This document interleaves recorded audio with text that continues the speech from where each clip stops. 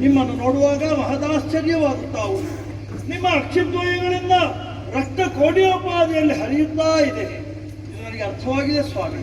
ನನ್ನ ಮಗಳಿಂದ ಈ ರೀತಿಯಾದಂತಹ ಅನ್ಯಾಯ ತಮಗೆ ಒದಗಿ ಬಂದಿದೆ ಎನ್ನುವಂತಹದ್ದನ್ನು ಅವಳೇ ಬಂದು ನನಗೆ ಅರಿಹಿದ್ದಾಳೆ. ಹಾಗಾಗಿ ಇದರ ಫಲರೂಪವೋ ಏನೋ ನಮ್ಮ ಅಯೋಧ್ಯೆಯಲ್ಲಿರುವಂತಹ ಸಕಲರಿಗೂ ಕೂಡ ಆರೋಗ್ಯವು ಹೀನಗೊಂಡು ಎಲ್ಲರೂ ಕೂಡ ಅನಾರೋಗ್ಯದಿಂದ ಬಳಲ್ತಾ ಇದ್ದಾರೆ ಸ್ವಾಮಿ.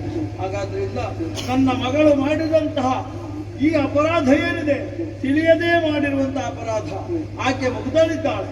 ಹಾಗಾದ್ದರಿಂದ ವಿಶಾಲ ಹೃದಯಿಯಾಗಿ ನನ್ನ ಮಗಳನ್ನು ಹಾಗೆ ನಮ್ಮ ಎಲ್ಲವರನ್ನು ಕೂಡ ರಕ್ಷಿಸಬೇಕು, ನೀವು ಕ್ಷಮಿಸಬೇಕು ಅಂತ ವಿನ್ನವಿಸಿಕೊಳ್ತಾ ಇದ್ದೇನೆ.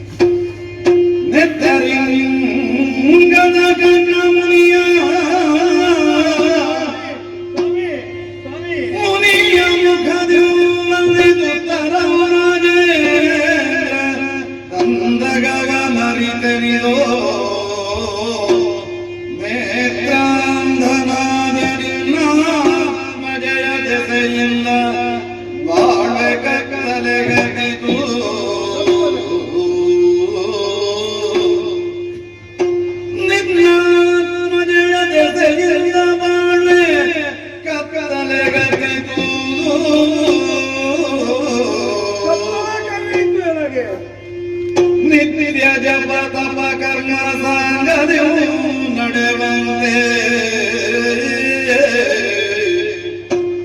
ನಿತ್ಯ ಜಪ ತಪ ಕರ್ಮ ಸಾಂಗದೆವು ನಡೆವಂತೆ ಹತ್ತಿರದೊಳಿದ್ದು ಶುಶ್ರೂಷೆಯಂ ಕೈಯಲ್ಕೆ ಉತ್ತಮದ ಮನದಿ ತವ ಸ್ವತೆ ಸುಕನ್ಯೆಯ ಶುಶ್ರೂಷೆಯ ಕೈಯಲ್ಕೆ ಉತ್ತಮದ ಮನದಿ ತವ ಸ್ವತೆ ಸುಕನ್ಯೆಯ ಇತ್ತಡದುವೆ ಪ್ರಾಯಶ್ಚಿತ್ತವೋ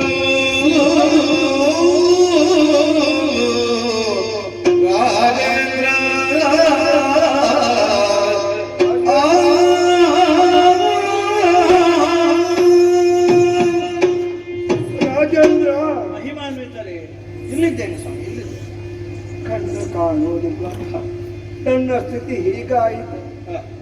ತಪಸ್ಸರಾಚರಿಸ್ತಾ ನಾನಿದ್ದೆ, ಯಾವ ಕಡೆಯೂ ನನಗಿಲ್ಲ. ಆರಿಂದ ಏನೋ ಒಳಗಿನ ಕಣ್ಣು ಹೊರಗೆ ನೋಡುವುದಕ್ಕೆ ಸಾಧ್ಯವಿಲ್ಲದ ಹೋಯ್ತರಿಗೆ. ಏನು ಮಾಡೋಣ ಈ ಸ್ಥಿತಿ ಯಾಕಾಯ್ತು ಹೇಗಾಯ್ತು ಈಗ ತಿಳಿದುಕೊಂಡೆ. ಮಹಾರಾಜನೇ, ಎಲ್ಲವರು ರೋಗದಲ್ಲಿ ಭ್ರಷ್ಟರಾಗಿದ್ದಾರೆ. ರೋಗ ರುಚಿಗಳನ್ನು ಪೀಡಿಸ್ತಾ ಇದೆ. ಎಲ್ಲರೂ ವಿಧವಾಗಿ ಕಷ್ಟವನ್ನು ಪಡುತ್ತಾ ಇದ್ದಾರೆ. ಅದಕ್ಕಾಗಿ ಅದರ ಪರಿಹಾರ ಕೇಳುವುದಕ್ಕಾಗಿ ನನ್ನ ನಮಗೆ ಪರಿಹಾರದ ದಾರಿಯನ್ನು ಸೂಚಿಸಬೇಕು. ರಾಜೇಂದ್ರ, ತಪ ಜಪ ಯಾಗ ಯಜಮಾನಿಗಳು ಯಾವಾಗಲೂ ಮಾಡ್ತಾರೆ. ಎಷ್ಟೋ ಮಂದಿ ಶಿಷ್ಯರಿದ್ದಾರೆ, ಅವರು ಒಳಗೂಡಿಕೊಂಡು ಯಾಗವನ್ನು ಮಾಡುತ್ತಾ ಇದ್ದೆ. ಆದ್ರೆ ಇದು ನನಗೆ ಯಾರು ಮಾಡುವುದಕ್ಕೆ ಸಾಧ್ಯ ಇಲ್ಲ. ಕಣ್ಣು ಬಿಟ್ಟು ನೋಡುವುದಕ್ಕೆ ಸಾಧ್ಯ ಇಲ್ಲ. ಎಲ್ಲಿ ಏನಾಗುತ್ತೆ ಹೇಳುವುದಕ್ಕೆ ಸಾಧ್ಯವೋ ಎಂದು ಸಾಧ್ಯರು. ಕಣ್ಣುಗಳಿಂದ ಕಾಣಬೇಕಾದ ನನ್ನ ಕಣ್ಣಿಂದ ಕಣ್ಣು ಮುಚ್ಚಿ ಹೋಗಿದೆ, ಗಾಯವಾಗಿದೆ, ರಕ್ತ ಸುರಿಯುತ್ತಾ ಉಂಟು. ಇದರ ಪರಿಹಾರವಾಗುವುದಕ್ಕೆ ಸಾಧ್ಯ ಇಲ್ಲ. ಆದರೆ ನಮಗೆ ಬಂದಿರುವಂತಹ ರೋಗ ರುಜಿನಗಳನ್ನು ದೂರಪಡಿಸಬೇಕು ಎಂದು ನನ್ನಲ್ಲಿಯೇ ಬೇಡುತ್ತಿರಲಿಲ್ಲ ಎಂದು ಸಾಧ್ಯ ಇಲ್ಲ. ಆದ್ರೆ ಇದಕ್ಕೊಂದು ಪರಿಹಾರ ಇತ್ತು. ಏನು ನೋಡು, ನನಗೆ ಜಾಗ ಇಲಾಜಿ ಮಾಡುವುದಕ್ಕೆ ಅನುಕೂಲ ಬೇಕಲ್ಲ, ಜಪ ತಪ ಮಾಡುವುದಕ್ಕೆ ಅನುಕೂಲ ಬೇಕಲ್ಲ, ನನ್ನ ಅತ್ತ ಇತ್ತ ಹೋಗಬೇಕಾದ್ರೆ ನನಗೆ ಜನ ಬೇಕಲ್ಲ. ನಿಮಗೆ ಸಹಕಾರವನ್ನು ಯಾರು ಸಹಕಾರ ಕೊಡುವವರು ಎದ್ದು ಹೋಗುದಕ್ಕೆ ಸಾಧ್ಯ, ಕಣ್ಣು ಬಿಟ್ಟು ಕಾಣುವುದಕ್ಕೆ ಸಾಧ್ಯ, ಏನನ್ನೂ ಕಾಣುವುದಕ್ಕೆ ಸಾಧ್ಯ. ನೀವು ಪರಾವಲಂಬಿಗಳಾಗಿದ್ದೀರಿ. ಹೌದು. ಆದುದರಿಂದ ನಿನ್ನಲ್ಲಿ ಕೇಳಿಕೊಳ್ಳುವುದು, ನಿನ್ನ ಮಗಳಾದ ಸುಕನ್ಯೆ ಇದ್ದಳಲ್ಲ, ಆ ಸುಕನ್ಯೆಯನ್ನು ನನಗೆ ಮದುವೆ ಮಾಡಿಕೊಟ್ರೆ ನಾನು ಜೀವನದಲ್ಲಿ ಸುಖವಾಗಿ ಇರುವುದಕ್ಕೆ ಸಾಧ್ಯ, ನನಗೆ ಅನುಕೂಲವಾಗಿರುವುದಕ್ಕೆ. ಏನು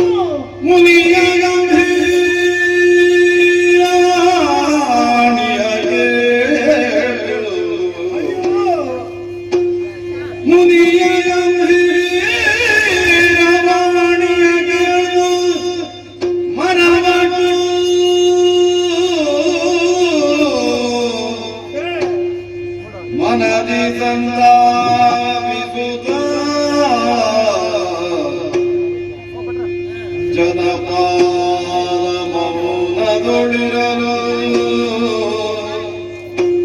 ಜನಪಾಲ ಮೌನದೊಳಿರಲು ಮತ್ತೆಂದನು ಮುನಿವರ ನಸು ನಗುತ್ತ ಗಂಭೀರ ವಾಣಿಗೆ ಮರವಟು ಸುಮ್ಮನಿರಲು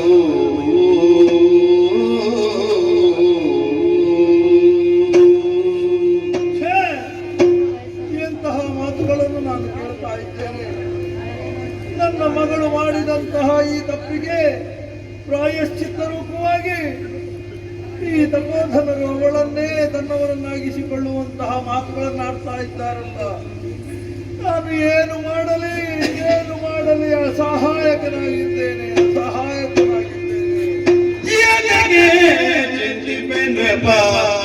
चाहते जनूनी यो तुम्हारी सालाओ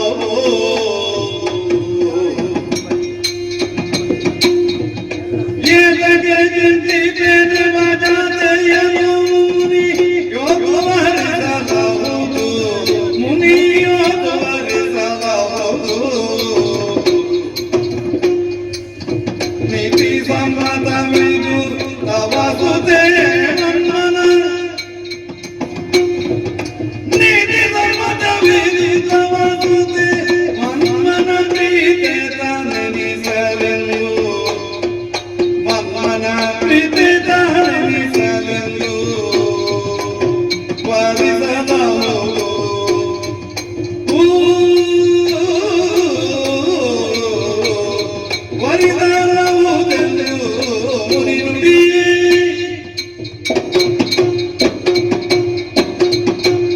ರಾಜೇಂದ್ರ,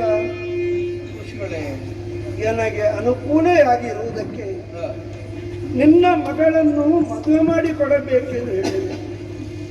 ನನ್ನ ಮುಂದಿನ ಗತಿಯನ್ನು, ಮುಂದೆ ನನ್ನ ಜೀವನ ಸಾಗಬೇಕಲ್ಲ, ಅದಕ್ಕಾಗಿ ನಿನ್ನನ್ನು ಹೇಳಿ ಹೇಳುತ್ತಿರುವುದನ್ನು ಮಗಳನ್ನು ಮದುವೆ ಮಾಡಿಕೊಡೋದು ನಿನಗೆ ಮನಸ್ಸಲ್ಲಿ ಬೇಸರ ತಂದುಕೊಂಡು ದುಃಖಿಸ್ತಾ ಇರುತ್ತದೆ.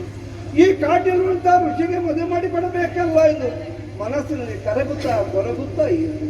ಈ ಬಗ್ಗೆ ಯೋಚಿಸಬೇಕಾಗಿಲ್ಲ. ನನಗೆ ಮದುವೆ ಮಾಡಿಕೊಟ್ಟೆಯಾರೆ ನನ್ನ ಜೀವನ ಸುಖವಾಗಿ ಸಾಗುವುದು ಸಾಧ್ಯ. ಇನ್ನು ಮುಂದೆ ಯೋಚನೆ ಮಾಡಬೇಡಯ್ಯ, ಮದುವೆ ಮಾಡಿ ಕೊಡಿ, ನನಗೆ ಮದುವೆ ಮಾಡಿಕೊಡಿ.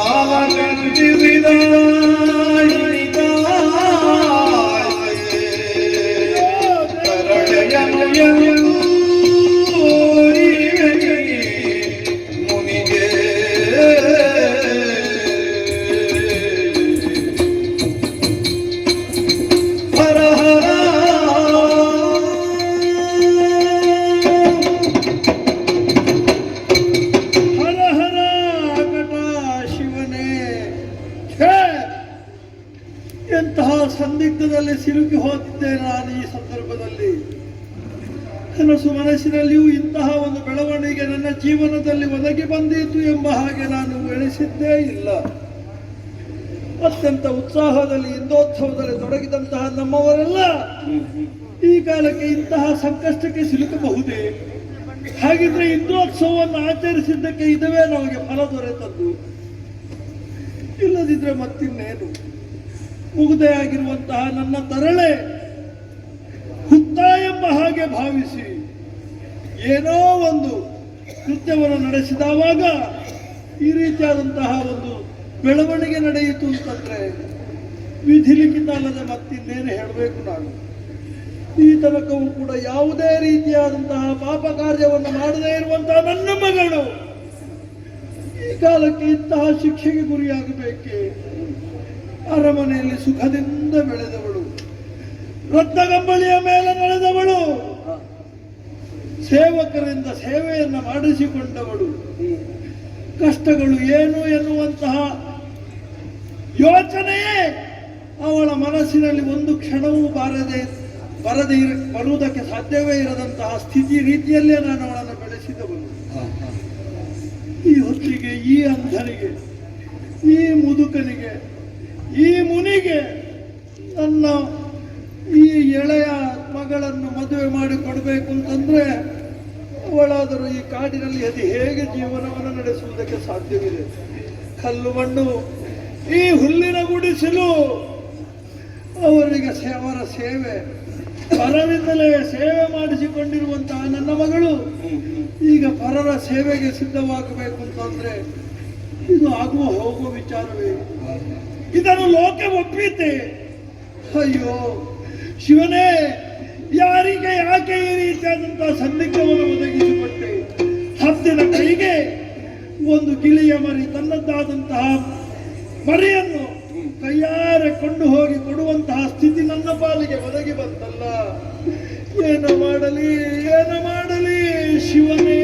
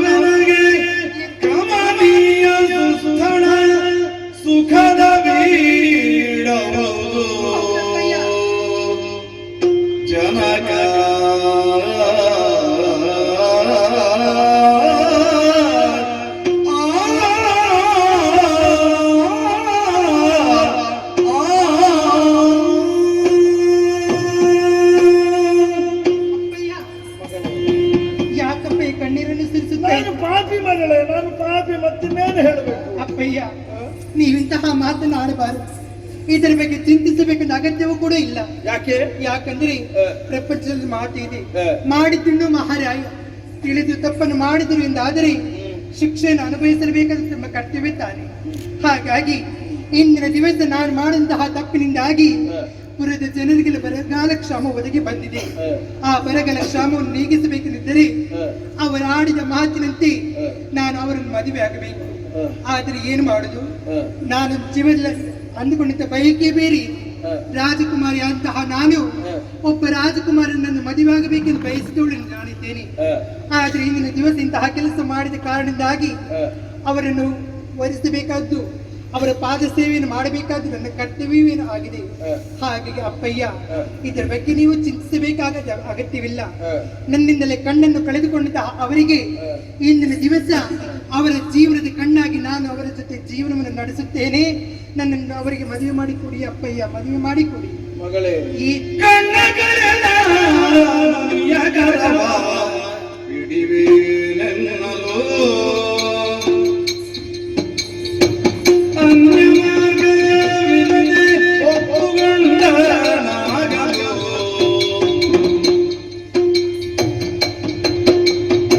ಕೊಡುವೆ ಮುನಿಗೆ ಸುದೆಯನೆಂದು ಭೂಪನಾಡಲು. ಕೊಡುವೆ ಮುನಿಗೆ ಸುದೆಯನೆಂದು ಭೂಪನಾಡಲು. ಅಡವಿದಂಥ ಬೀಡೆ ಬೆಳಗಿನಲ್ಲಿಯೇ ಸಕಲರು. ಅಡವಿದಂಥ ಬೀಡೆ ಬೆಳಗಿನಲ್ಲಿಯೇ ಸಕಲರು. ಕಣ್ಣ ಕಳೆದ ಮುನಿಯ ಕರವ ಬಿಡಿ ಎನ್ನಲು. ಅನ್ಯ ಮಾರ್ಗವಿರದೆ ಒಪ್ಪುಗೊಂಡ ಮಾರ್ಗದು.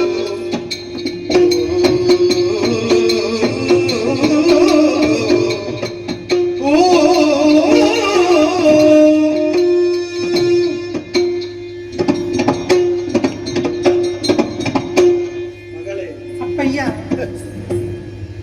ಇಂತಹ ದೊಡ್ಡ ಮಾತನ್ನು ನೀನು ಈ ಹೊತ್ತಿಗೆ ಆಡಿದೆ. ನಿಜ.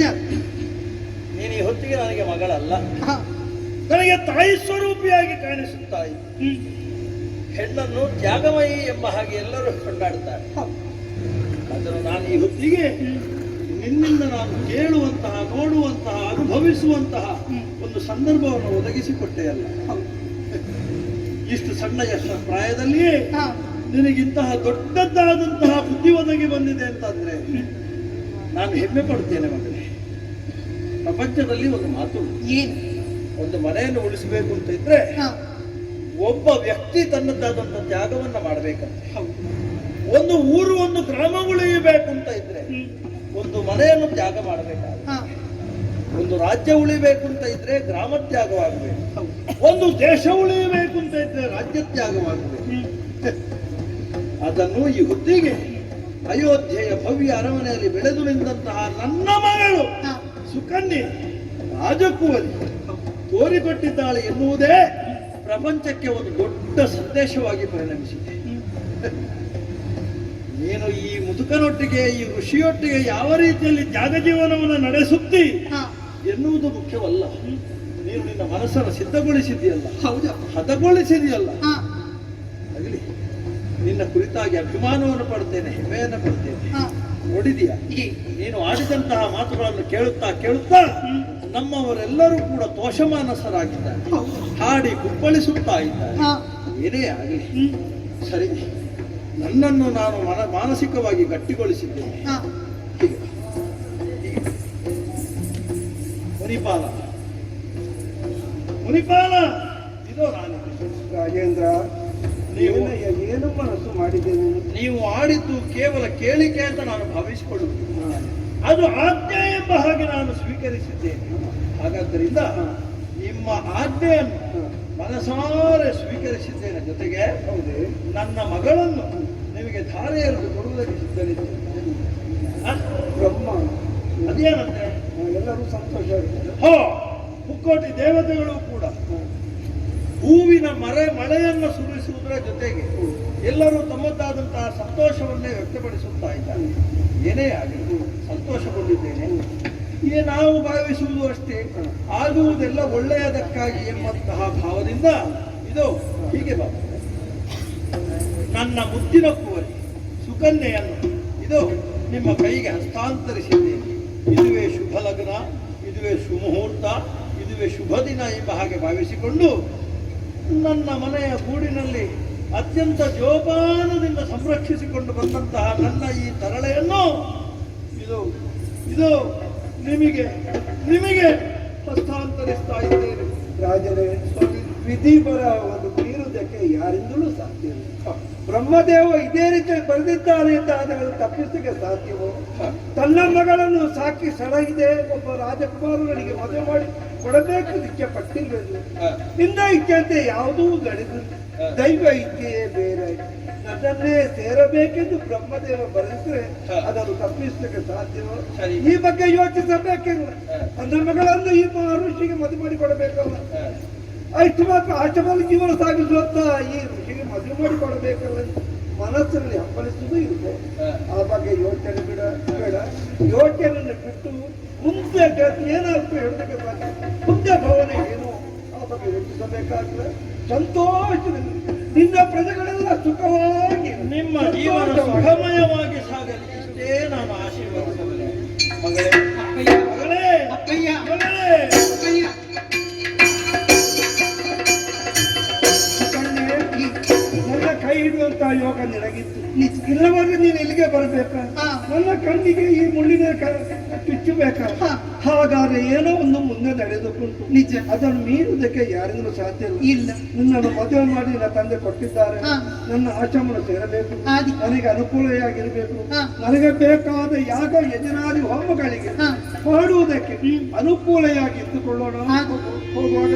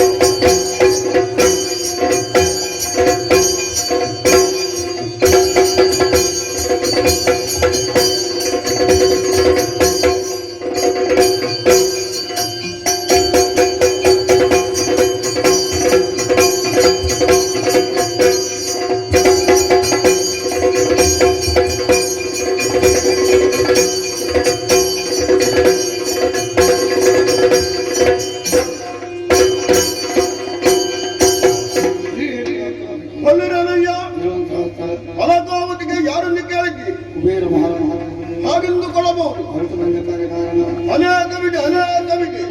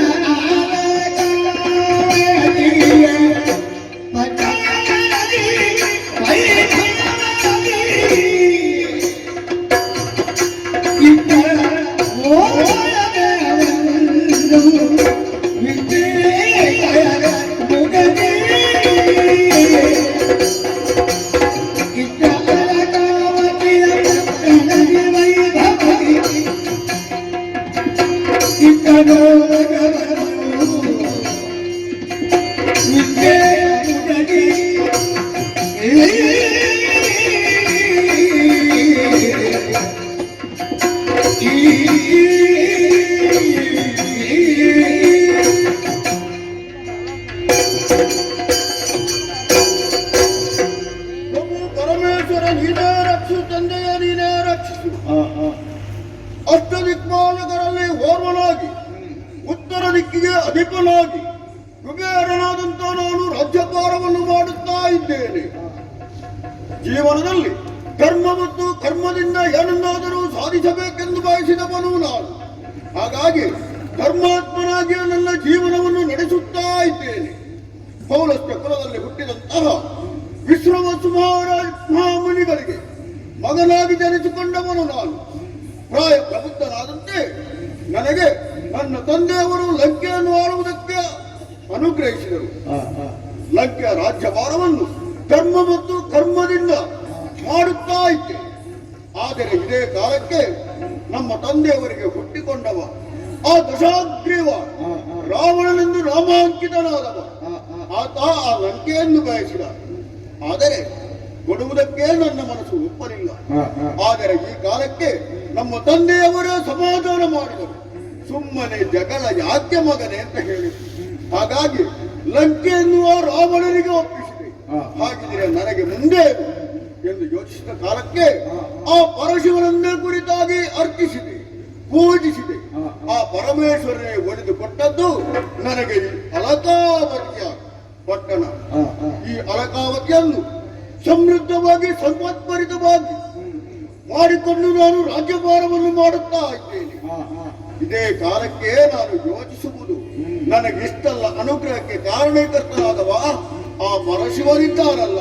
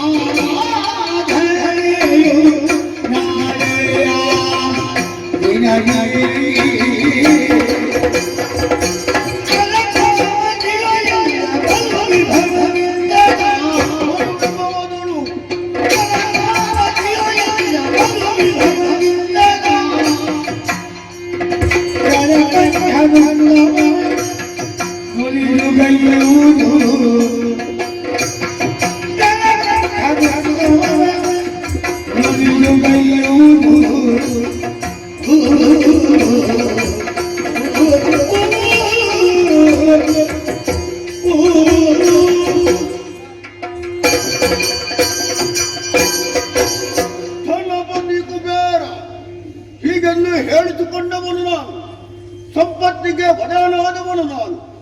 ಆದರೆ ಈ ಸಂಪತ್ತು ನನಗೆ ಬರುವುದಕ್ಕೆ ಕಾರಣವಾದವರು ಆ ಭಗವಾನ್ ಪರಮೇಶ್ವರ. ಆತನ ಅನುಗ್ರಹದಿಂದಾಗಿ ನಾನಿಂದು ಈ ರೀತಿಯಾಗಿ ಉನ್ನತ ಶಿಖರವನ್ನು ಏರುವುದಕ್ಕೆ ಸಾಧ್ಯವಾಗಿದೆ. ಹಾಗಾಗಿ ಆ ಪರಮೇಶ್ವರನನ್ನು ಸದಾ ಭಜಿಸುತ್ತಿರುವವನು ನಾನು. ಈ ಕಾಲದಲ್ಲಿ ನನ್ನ ಮನಸ್ಸಿನಲ್ಲಿ ಒಂದು ಬಯಕೆ ಹುಟ್ಟಿಕೊಂಡಿದೆ.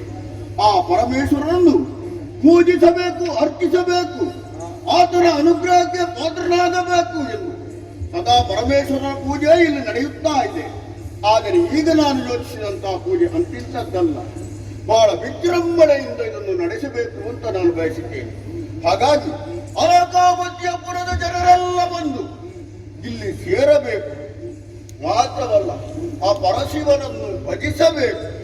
ಇಷ್ಟು ಮಾತ್ರ ಬಂದು ಇಲ್ಲಿ ಸಾಂಸ್ಕೃತಿಕ ಕಾರ್ಯಕ್ರಮಗಳು ನಡೆಯಬೇಕು. ಯಕ್ಷಗಾನ, ಸಂಗೀತ, ನಾಟ್ಯ ವೈಭವ, ಇನ್ನಿತರ ಲಲಿತ ಕಲೆಗಳು ಯಾವುದಿದೆ ಅದೆಲ್ಲವೂ ಇಲ್ಲಿ ಮೇಳೈಸಬೇಕು ಅಂತ ನಾನು ಬಯಸಿದ್ದೇನೆ. ಹಾಗಿದೆ ಆ ಪೂಜೆಯನ್ನು ಮಾಡುವುದಾದರೂ ಹೇಗೆ? 3 ಲೋಕಗಳಲ್ಲೂ ಇರುವಂತ ಸುಮಗಳನ್ನು ತಂದು ಆ ಭಗವಂತನನ್ನು ಅರ್ಪಿಸಬೇಕು, ಮೃತ್ಯುಂಜಯನನ್ನು ಪೂಜಿಸಬೇಕು ಅಂತ ನನ್ನ ಮನದ ಬಯಕೆ. ಪಾತಾಳ ಲೋಕದಿಂದ ಹೂವನ್ನು ತರುವುದಕ್ಕೆ ನಮ್ಮಲ್ಲಿ ಬೇಕಾದಷ್ಟು ಮಂದಿ ಇದ್ದಾರೆ. ಸುರಲೋಕದಲ್ಲಿ ಯಾವುದೇ ಚಿಂತೆ ಇಲ್ಲ, ಬೇಕಾದೆಲ್ಲ ನಮ್ಮಲ್ಲಿಕ್ಕೆ ಬರ್ತಾರೆ. ಆದರೆ ಮರ್ತ್ಯಲೋಕದಿಂದ ಹೂವನ್ನು ತರಬೇಕಲ್ಲ, ಯಾರನ್ನು ಕಳುಹಿಸುವುದು, ಯಾರು ತರುವುದು ಅಂತ ಯೋಚಿಸಿದಾಗ ಇದ್ದಾನಲ್ಲ ನನ್ನ ಮಿತ್ರ ಮದಿರಾಕ್ಷ, ಆತನೇ ತಕ್ಕವನು, ಆತನನ್ನು ಕರೆಸಿಕೊಳ್ಳುತ್ತೇನೆ. ಮದಿರಾಕ್ಷ ಬಾಯ್.